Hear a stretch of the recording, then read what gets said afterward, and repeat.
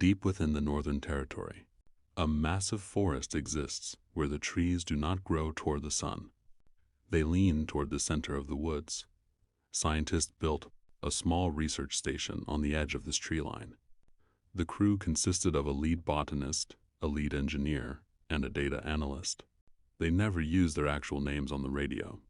They only used their titles to keep operations strictly professional.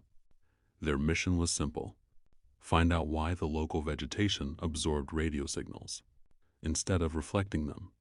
Every evening at exactly 8 o'clock, the forest emitted a low, rhythmic hum. The sound did not travel through the air. It vibrated directly through the ground. The data analyst noticed that during these hours, the satellite imagery of the forest blurred, as if the trees were vibrating at a high frequency. The botanist decided to collect a live soil sample from the deep center. The engineer rigged a specialized drone to follow the botanist, providing a constant video feed back to the station. As the botanist walked deeper into the woods, the environment changed. The air felt heavy and tasted faintly of copper. The leaves on the ground were not dead. They were translucent, glowing with a soft, pulsing blue light. Back at the station, the engineer watched the monitor. The video feed began to distort. Strange geometric patterns rippled across the screen, replacing the image of the trees. The data analyst realized the forest was not just absorbing radio signals. It was broadcasting a countdown. Through the radio, the engineer told the botanist to stop. The botanist did not answer.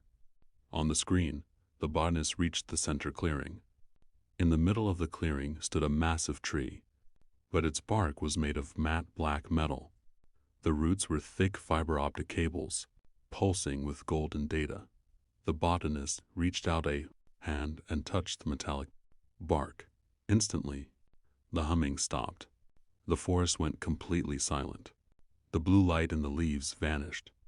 On the engineer's monitor, the video feed cleared up perfectly. The botanist walked back to the station in silence.